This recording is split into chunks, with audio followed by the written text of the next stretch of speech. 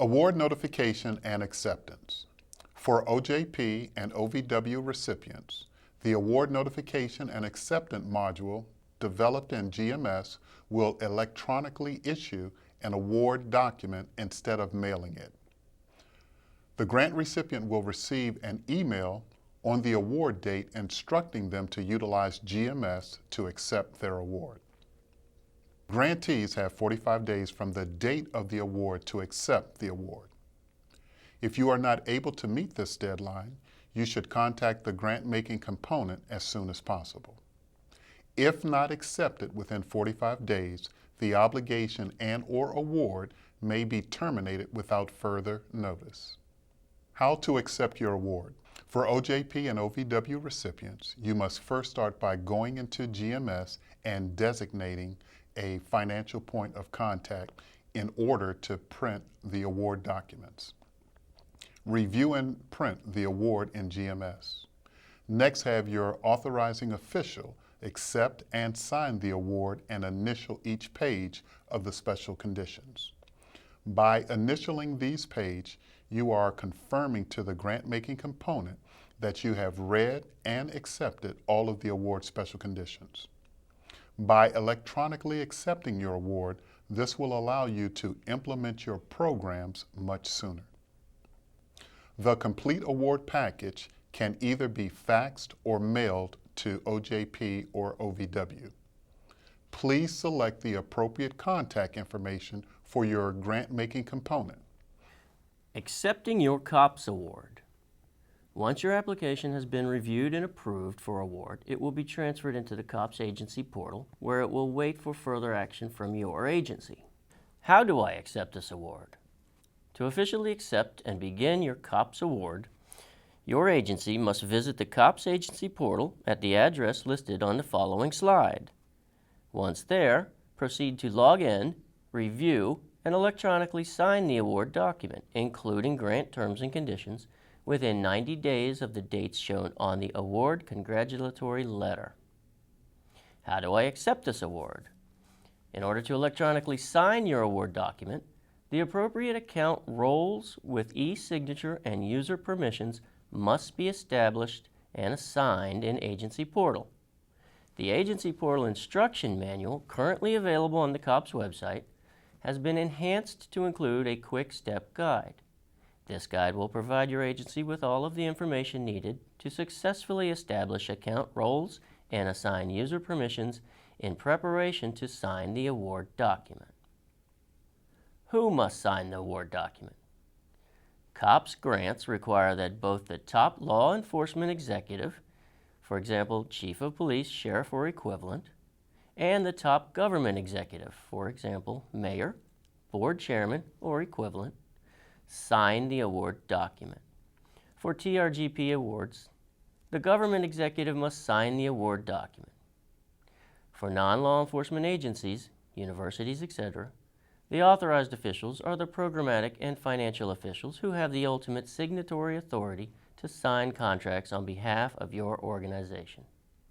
Typically, these are the same executives named on your agency's current application.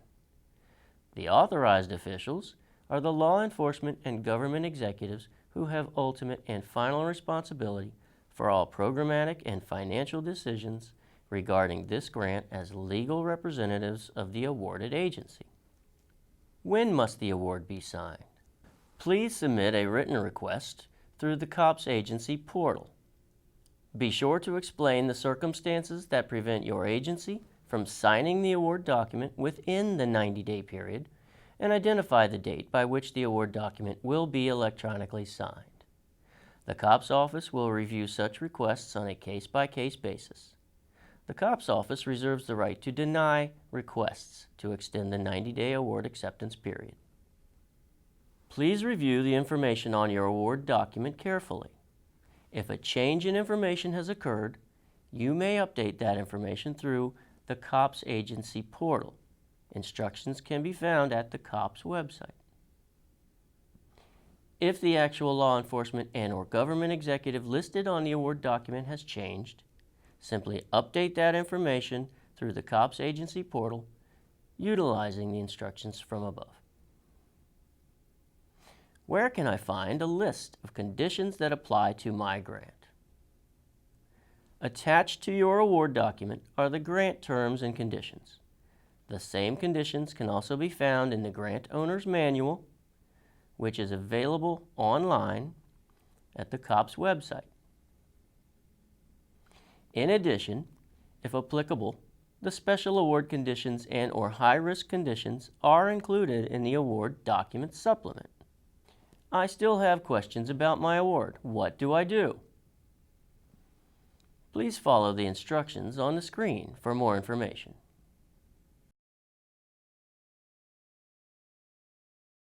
Listed here are a few standard terms and conditions that you will see within your award package. Requirements to comply with 2 CFR and the DOJ Financial Guide, regulations pertaining to civil rights and non-discrimination, equal employment opportunity requirements, restrictions on lobbying, restrictions on non-disclosure and internal confidentiality agreements, reporting potential fraud, waste, abuse, and similar misconduct, requirements to address audit issues and accept the effects of failing to do so, and comply with all applicable federal reporting requirements. Once the award is accepted, it's important to understand the different periods that funds are available. First, we have here is the award period, and this is specified in your award document.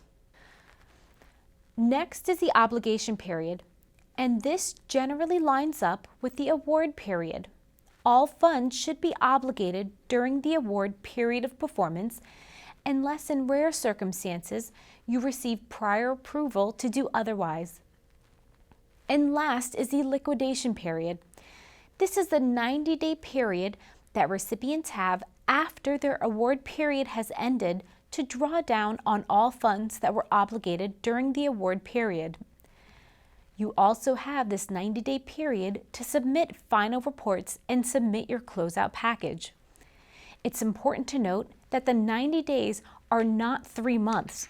So as you can see in this example, the end of the liquidation period does not fall on the end of the month of December. There was a small mention of the rare costs that are incurred prior to the start date of the award, and those are pre-agreement costs. These are generally not allowable unless prior approval is obtained from the awarding agency in writing. During the award period, there are some activities supported by the award that generate income. This is called program income. When program income is generated, or if you anticipate generating program income based on an activity you will perform during the award period, you should speak with your awarding agency. There are various ways to treat program income, but you want to make sure that program income funds are spent prior to drawing down any additional award funds. Recipients should verify with their awarding agency how program income should be applied. There are various methods that you can see here. In some cases, the recipient can use program income to add to the total allowable cost of the project, which is the addition method. In other cases, the recipient will use these funds to offset the total allowable cost and reduce the federal award amount, which is the deduction method. The important thing to note is that all recipients should create a dialogue with their awarding agency prior to incurring program income to make sure they are in compliance with the requirements for that specific DOJ component. The Grants Payment Request System, also known as GPRS, is the current payment system available for accessing DOJ grant funds. GPRS is a web-based system that allows grantees to use a secure internet connection to request funds. An automated clearinghouse form, or ACH, must be filled out by all recipients prior to receiving funds from the U.S. Department of Treasury. Grant recipients can connect to the GPRS system in OJP from any desktop computer. GPRS will check certain parameters for each award prior to approving or denying a request.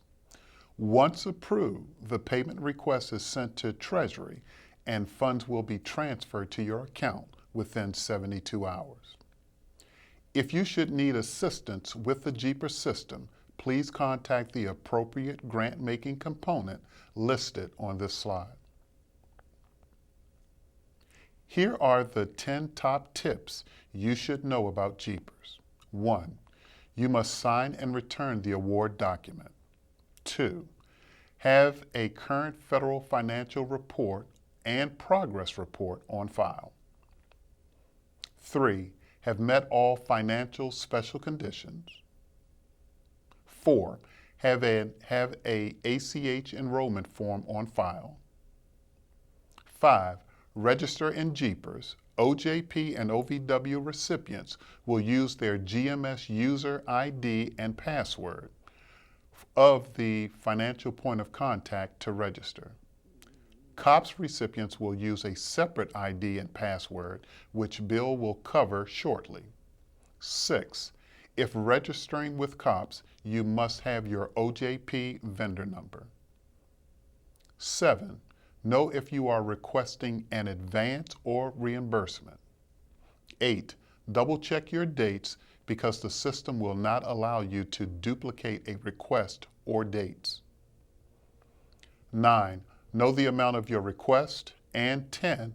Pay attention to any error message that you may receive. The system will instruct you on how to fix the error. Now, the benefits for using GPRS. The system will allow you to print a transaction history report for each award. Additionally, recipients can view summary information about their awards, such as the award amount and any remaining balances. If there is a hold of funds on any award and the last FFR report submitted. Another benefit of the system is now recipients can cancel a pending request on the same day the payment was requested. And finally, being able to do all of this on a secure network. To log into the GPRS system, please use one of the following links. New recipients will need to register first. Enter a user's name, password, and click User Registration. From the drop-down menu, select OJP/OVW, enter your GMS username and password, then click Register. You will receive the following email stating that your registration has been submitted. If you should ever forget your password, from the login link, select Forgotten Password and answer the following questions and click Submit. The system will confirm that the request has been submitted. Shortly thereafter, you will receive an email with a temporary password. After logging in, you will be prompted to change your password. For the next few slides, I will be discussing how to set up a new account for the COPS GPRS system. If you are a new awardee to the COPS office, your agency should determine which authorized employee or employees will be responsible for requesting federal funds for your COPS office awards through the GPRS system. The individual selected must click on the link on this page to register with the GPRS system to become a drawdown specialist for your agency. Here we have a screenshot of the GPRS registration process profile page for a new COPS grant username account. On this slide, we have a screenshot of the GPRS registration process Add Vendor Number page for a new COPS grant username account. On this slide, we have a screenshot of the GPRS registration process awards requested. And on this slide, we have a screenshot of the GPRS registration process registration submitted page. On this slide, we have a screenshot of the GPRS registration process email message for a new COPS Grant username account. Here is the second half of that email message. Once you have been approved, you will receive an email containing a temporary password and information on how to use GPRS. Please note that part of the verification process may involve outreach to your law enforcement executive and/or government executive or other financial points of contact to validate the information that was provided during the registration process.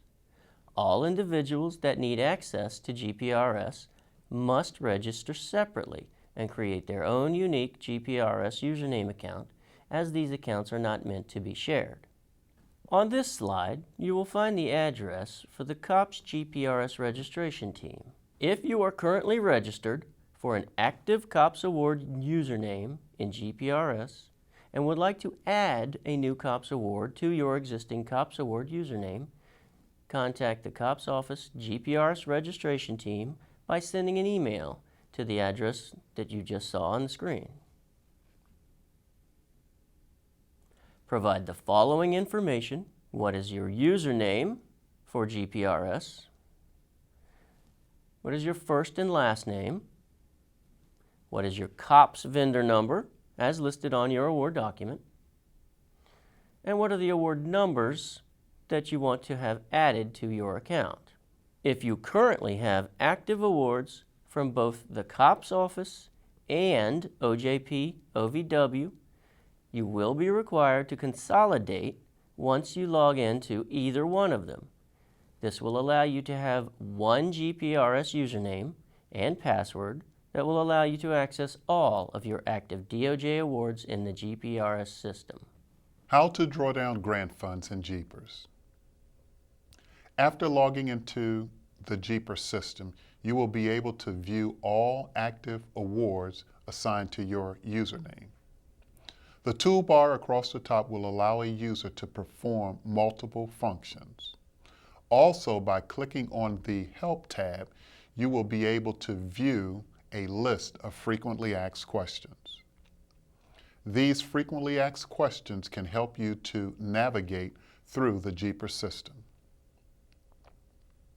From the active award list, recipients can print and/or export data. This data can be used to create useful reports. Also, from the active award list, recipients that experience problems with the system can click on the Contact Us link for assistance. This link will provide you with the appropriate contact information for your grant.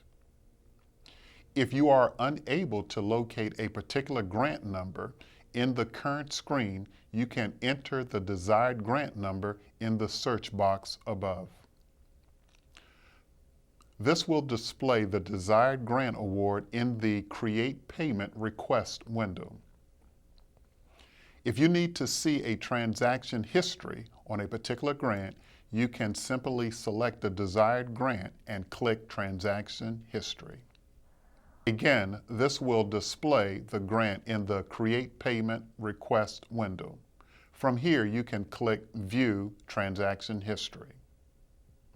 In Transaction History, you will be able to view information such as what date a request was made, who made that request, and whether the request was transferred or still pending. Next on the toolbar is the user's profile. Use this link to update your profile. The third link on the toolbar is the transaction history. In the transaction history, a recipient can cancel a pending request as long as it has not been transferred to Treasury. Prior to canceling a request, the system will ask if you are sure you want to proceed with this action. If you answer yes to cancel a request, you can enter that grant number in the award number field to confirm that your request was accepted.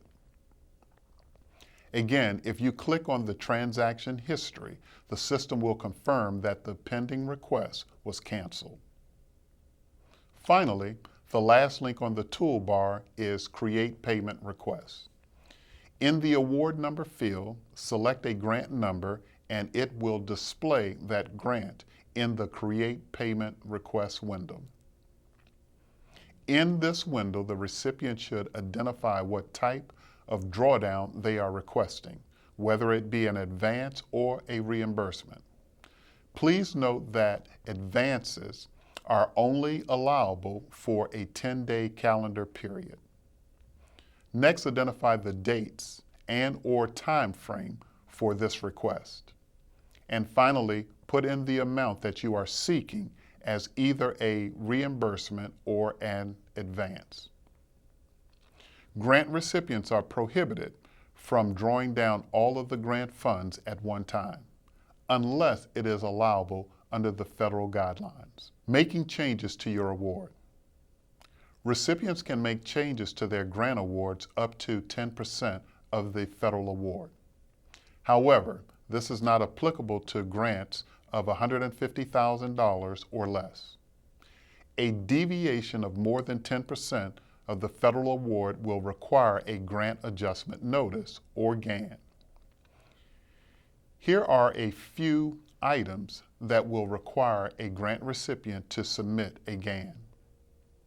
If there is a change in scope of the project, a change in the project period or a no-cost extension, moving funds into or out of the indirect cost category, to retire a special condition, change in the authorized signing official, and prior approval of certain grant costs.